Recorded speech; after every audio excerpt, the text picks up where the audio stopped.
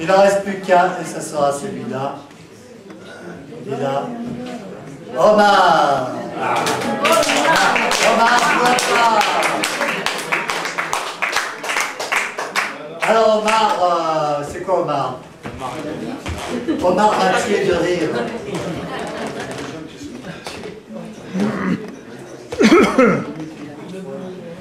Trois. On négocie le timing. Voilà. On peut? Bon.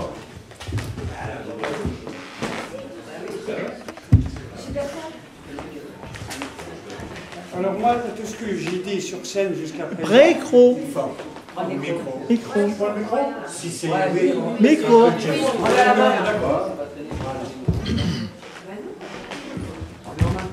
Voilà. Moi, tu connais le réglage, tout ça, c'est... Voilà, c'est bon. Tu crois que c'est bon, là? Ouais. C'est bon. Donc moi, tout ce que j'ai dit sur scène jusqu'à présent, ou ça a été écrit par moi-même, ou ça a été écrit par un autre. Je ne vois pas ce qui vous fait rire. Et donc, là, cette fois-ci, parce que moi, j'ai deux voisines mitoyennes. Et pour leur rendre hommage, j'ai décidé de dire aujourd'hui ce que je n'ai jamais dit, c'est-à-dire un texte écrit par une femme. Donc je n'ai rien trouvé, donc je me suis naturellement adressé aux voisines, et voilà le texte qu'elles m'ont demandé de vous dire.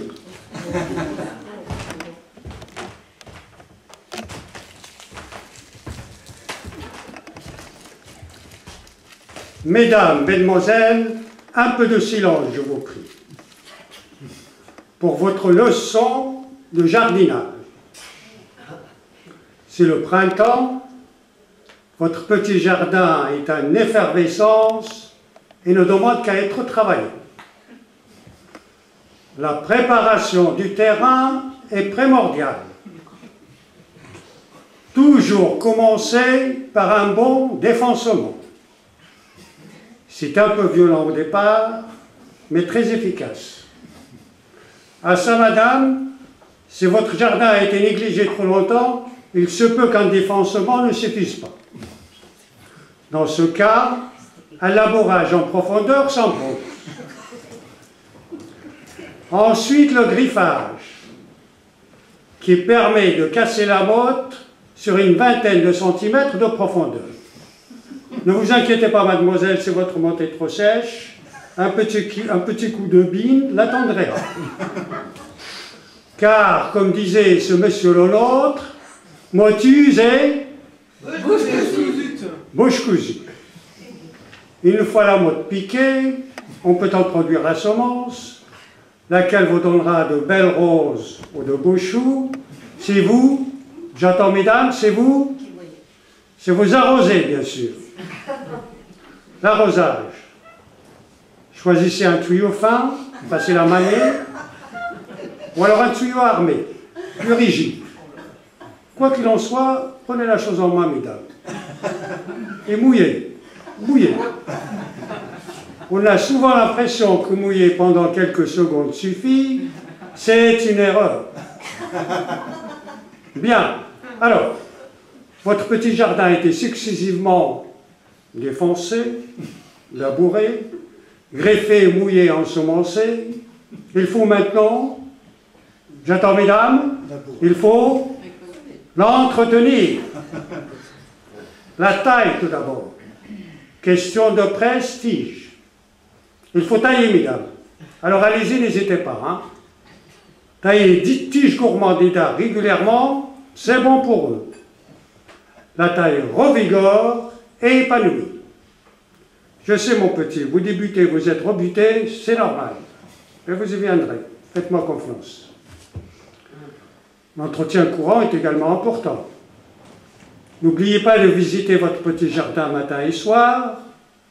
Pensez à bien l'aérer, le désherber, lutter contre les mouches et les champignons. Et ne maltraitez pas votre gazon, mesdames. Ce n'est ni un terrain de jeu pour les enfants, ni un parking. Alors, il ne reste qu'une seule question. et de taille l'outil. À votre stade, mesdames, mesdemoiselles, deux bonnes pelles et une vulgaire brouette feront l'affaire. L'important est de toujours utiliser un long manche. Non, madame, il n'est pas nécessaire qu'il soit motorisé. Même si une bonne petite motorisation de temps en temps, ça vous pimente la besogne. Mais généralement, un bon jardinier considère que le travail à la main est plus valorisant. Vous voyez, mesdames, mesdemoiselles, le jardinage est fait de 1000 et une petites attentions. Si vous suivez mes conseils, votre petit jardin deviendra convivial. Et votre conjoint ou vos convives s'y complairont. La semaine prochaine, nous parlerons cuisine. Comment préparer une bonne raie.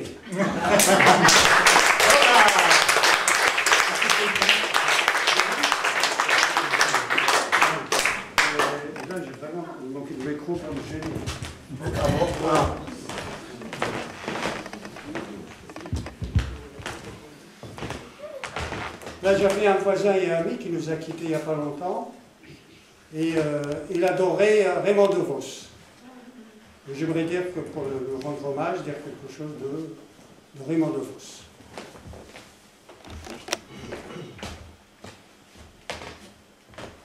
L'histoire que je vais vous raconter est partie des choses troublantes qui vous arrivent. Écoutez, récemment, j'ai reçu un coup de téléphone curieux. Déjà, la sonnerie, elle n'était pas comme d'habitude. Je décroche. Allô, qui est à l'appareil? J'entends une voix de femme qui me répond, c'est Jeanne. C'est qui? Elle me dit, c'est la pucelle. Je ne connaissais pas de pucelle. Je vous demanderai de préciser. Elle me dit, c'est Jeanne d'Arc. Je lui dis, c'est une plaisanterie. Elle me dit, pas du tout, c'est très sérieux, je voudrais vous parler. Je vous écoute, Jeanne. Elle me dit, pas au téléphone, on pourrait les entendre. Je dis, où alors? Elle me dit, dans le jardin. Je vais dans le jardin, j'entends, Omar! Omar! Je lui dis, où êtes-vous, Jeanne? Elle me dit, je suis là-haut. Ah oui, je vois comme une petite flamme. Elle me dit, c'est tout ce qui me reste. Elle me dit, Omar, vous allez aller à l'Élysée. Oui, Jeanne. Vous allez voir le président de la République. Et le reconnaîtrai-je. Elle me dit, dans les bébés de chaux, c'est celui qui fait Dieu. Elle me dit, Omar, vous direz au président de la République que son histoire de tunnel sur la Manche, moi, Jeanne d'Arc, je considère ça comme une offense personnelle. Ce n'est pas la peine de les avoir rejetés par au-dessus pour les faire rentrer par en dessous. Je lui dis, c'est tout, Jeanne? Elle me dit, c'est tout. Ça n'a l'air de rien comme ça, mais allez à l'Élysée. Allez frapper à la porte de l'Élysée. Allez dire au président de la République, je viens de la part de Jeanne d'Arc. Il va dire, elle est complètement dérangée. Pas du tout, il m'a dit, comment va-t-elle? Je lui dis, elle va bien, monsieur le président, elle va bien. Elle est un peu éteinte, mais... Il me dit, il est toujours jalouse. De qui, monsieur le président? Il dit, de moi, évidemment.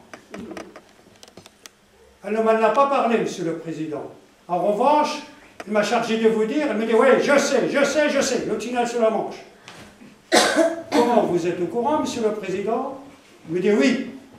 Et vous répondrez à Jeanne d'Arc que les ordres, je les reçois directement d'en haut. Bravo.